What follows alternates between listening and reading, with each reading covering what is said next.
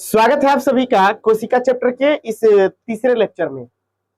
हमने दूसरे लेक्चर में पढ़ा था कि एक कोशिकीय जीव क्या होता है और फिर बहुकोशिकीय जीव क्या होता है, इसके अलावा कोशिका सिद्धांत। आइए उसी श्रृंखला को आगे बढ़ाते हुए हम लोगों को कुछ आज छोटा छोटा टर्म्स जो है उसको जानना है। जैसे कि हम यहाँ नोट नंबर फर्स्ट ही करके लिख देते हैं। नोट नंबर फर्स्ट सभी को जो है ध्यान रखना है, एग्जाम ओरिएंटेड काफी इंपॉर्टेंट है। सबसे पहले कोशिका के अध्ययन। तो कोशिका के अध्ययन को क्या कहते हैं? कोशिका का जो अध्ययन है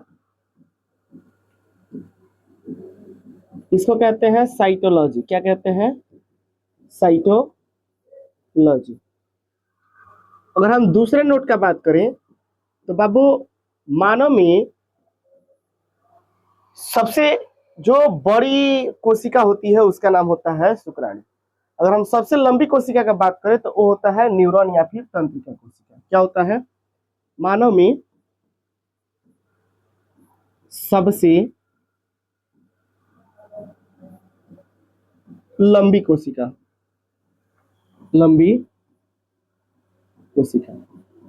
कौन सी होती है? तो इसका नाम है न्यूरॉन। क्या नाम है? न्यूरॉन। और न्यूरॉन को ही हम लोग बोलते हैं तंत्रिका कोशिका। न्यूरॉन कहिए तो या फिर तंत्रिका कोशिका कहिए तो एक ही नाम होता है, न्यूरॉन या फिर तंत्रिका कोशिका। अगर हम इसकी लंबाई का बात करें तो जो तंत्रिका कोशिका होता है इसका लंबाई लगभग 1.5 मीटर होता है।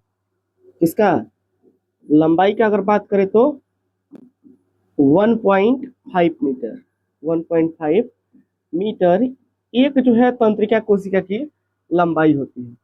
अगर हम इनकी संख्या का बात करें शरीर में तो इनकी संख्या जो है लगभग होती है 2 अरब। कितनी होती है? 2 अरब होती है। किनकी संख्या? न्यूरॉन या फिर तंत्रिका कोशिका की संख्या मानव शरीर में लगभग 2 अरब होती है। इनका काम होता है, तंत्रिका कोशिका का काम होता है कि जो भी संवेदनशीलता है उसको मस्तिष्क तक पहुंचाना, सूचनाओं को मस्तिष्क तक पहुंचाना। जैसे मान लीजिए कि पैर में अगर चींटी काट रही है तो हमको तुरंत आभास हो जाता है। रोटी बना रहे हैं, अगर तवा पे हाथ जल गया तो हम तुरंत जो है हाथ खींच लेते हैं। इसकी सूचना मस्तिष्क को कौन पहुंचाता है कि आप हाथ खींचना ही है, चींटी काटी है तो हाथ जो है तुरंत पहुंच जाता है।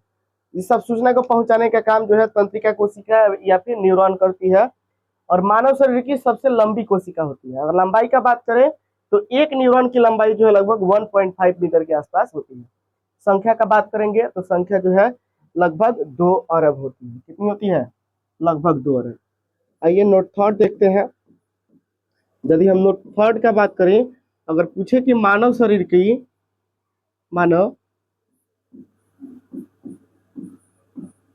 की सबसे बड़ी कोशिका, सबसे बड़ी कोशिका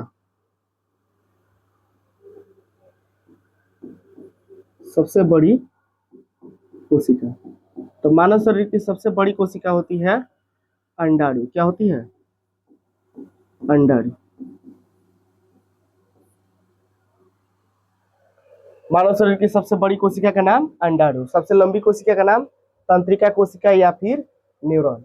अगर हम नेक्स्ट बात करें नोट नंबर 4 का, तो ध्यान रखिएगा मानव शरीर की सबसे छोटी कोशिका, मानव शरीर की सबसे छोटी कोशिका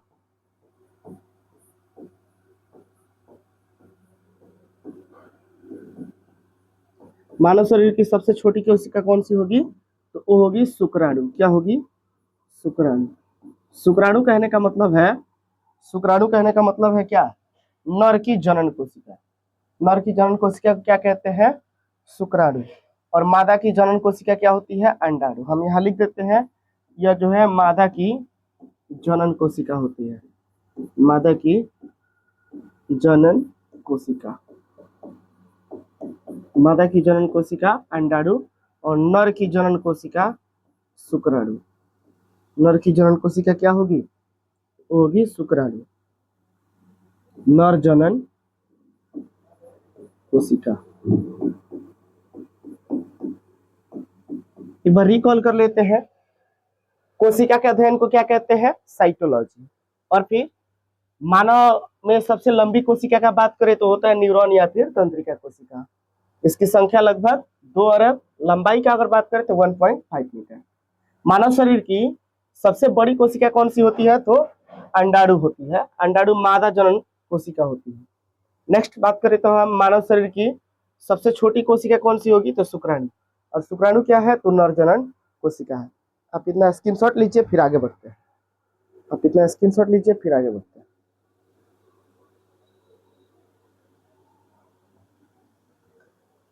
अब देखिए नोट नंबर कहाँ तक था? 4 था। ये नोट नंबर 5 लेते हैं। नोट अगर 5 का हम बात करें तो जीवों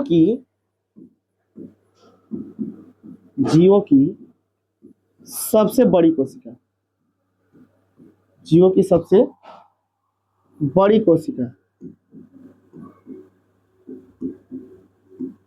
तो जीवों की सबसे बड़ी कोशिका होती है शुतुरमुर्ग की अंडे की कोशिका। शुतुरमुर्ग की अंडे की कोशिका। जीवों में अगर सबसे बड़ी कोशिका का बात करें तो शुतुरमुर्ग की अंडे की कोशिका जीवों की सबसे बड़ी कोशिका होती है। अगर हम इसके लंबाई की बात करें तो लगभग जो है शुतुरमुर्ग के अंडे की जो सेल होती है लगभग उसकी लंबाई 170 mm के आसपास होती है। तंत्रिका कोशिका की लंबाई 1.5 मीटर। और जो जंतुओं की सबसे बड़ी कोशिका है मतलब शुतुरमुर्ग के अंडे की कोशिका, उसकी लंबाई होती है 170 mm। आइए नोट संख्या अगर हम 6 का बात करें तो जीवों की सबसे छोटी कोशिका, जीवों की सबसे छोटी कोशिका, तो जीवों की सबसे छोटी कोशिका होती है माइकोप्लाज्मा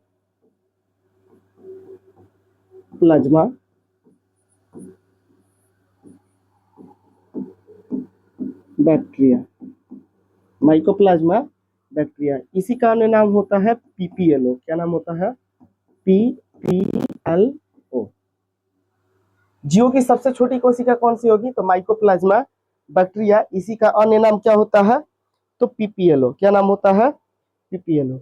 अगर अगर इसका साइज का बात करें तो 0.5 माइक्रोन होता है या फिर कहीं कहीं पे 0.1 माइक्रोन भी लिखा रहता है। आप ध्यान रखिएगा 1 माइक्रोन का वैल्यू होता है 10 के घात -6 मीटर। 10 के घात -6 मीटर।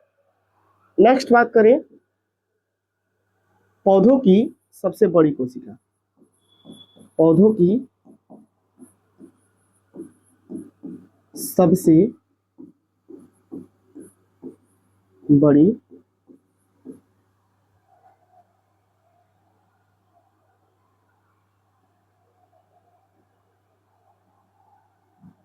पौधों की सबसे बड़ी कोशिका,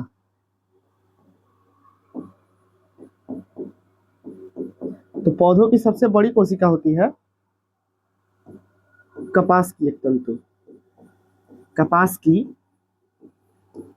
एक तंतु, कपास की जो एक तंतु होती है उसकी लंबाई पौधों में सबसे अधिक होती है। अगर हम इसके साइज का बात करें तो लगभग जो है कितना 55 से 60, 55 से 60 mm के आसपास होती है। इसकी लंबाई तो जो कपास की एक तंतु होती है। अगर हम जेन्युइन बात करें कि जीव में जीव कहें तब या फिर पौधा कहें तब उसमें लंबाई कोशिका की कितनी होगी, तो आप ध्यान रखिएगा कोशिका की लंबाई जेन्युइन होती है 10 माइक्रोन से लेके कहां तक? तो 200 माइक्रोन के बीच। 10 माइक्रोन से लेके 200 माइक्रोन के बीच सामान्यतः कोशिका की लंबाई होती है। अगले क्लास में हम लोग पढ़ेंगे कि रचना के आधार पर कोशिका के प्रकार, प्रोकैरियोटिक सेल और फिर यूकैरियोटिक सेल क्या होता है। तब तक वीडियो में आप लोग जुड़े हैं, इसके लिए आप सभी का धन्यवाद। मिलते हैं कल की क्लास में, इसी टॉपिक को आगे बढ़ाते हैं। धन्यवाद।